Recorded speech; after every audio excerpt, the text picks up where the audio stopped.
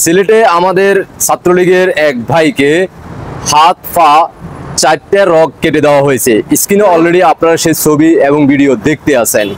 ইতিমধ্যে দেশবাসী আপনারা অনেকে দেখে ফেলছেন। যারা ফুল ভিডিওটা দেখছেন, দ্বিতীয়বার দেখার সেই শক্তি আপনাদের সুযোগ হয় নাই।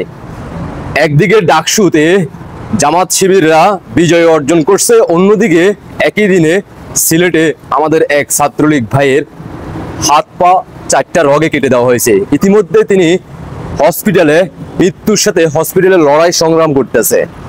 অন্যদিকে তার মুখের থেকে শব্দ উচ্চারণ হচ্ছে জয় বাংলা, জয় বঙ্গবন্ধু, জয় শেখ হাসিনা, শেখ হাসিনা আসবে, বাংলাদেশ হাসবে। মৃত্যুর মুখেও দাঁড়িয়ে জয় বাংলার স্লোগান দিয়ে যাচ্ছে। অন্যদিকে আমাদের বাংলাদেশ সেনাবাহিনী একের পর এক বিবৃতি দিচ্ছে। তারা প্রতিদিন সাংবাদিকের সামনে তারা বিবৃতি দেয়, বড় বড় কথা বলে। তারা নাকি মব নিয়ন্ত্রণ করতে সক্ষম হবে এবং কি তারা অনবরত মব বিরুদ্ধে দাঁড়াবে। কিন্তু আমরা একের পর এক দেখতেছি বাংলাদেশ সেনাবাহিনী শুধু মুখে বলে যাচ্ছে, অন্তর থেকে তারা সেটা চাচ্ছে না। আর তো যদি তারা সেটা চাইতো তাহলে 5ই আগস্টের পর থেকে আপনারা গত 1 বছর প্লাসে এই পর্যন্ত একবারও বাংলাদেশ সেনাবাহিনী তাদের সামনে দাঁড়িয়ে কথা বলতে পারে নাই, কোনো অ্যাকশনে যাইতে পারে নাই।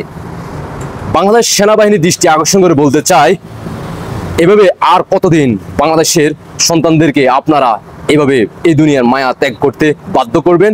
আপনারা কত হাজার ডলারের বিনিময়ে এই বাংলাদেশের ভূখণ্ডকে বিক্রি করে দিয়েছেন, বাংলাদেশের মানুষের জীবন বিক্রি করে দিয়েছেন।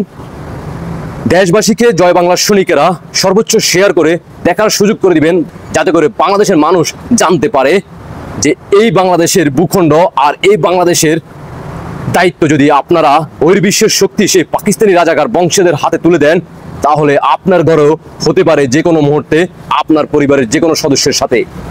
আমরা সেই 5ই আগস্টের পর থেকে একের পর এক দেখে আসতেছি আমরা বাঙালি জাতিরা আর কত ঘুমাবো যারা সত্যিকারে বাংলাদেশকে ভালোবাসেন।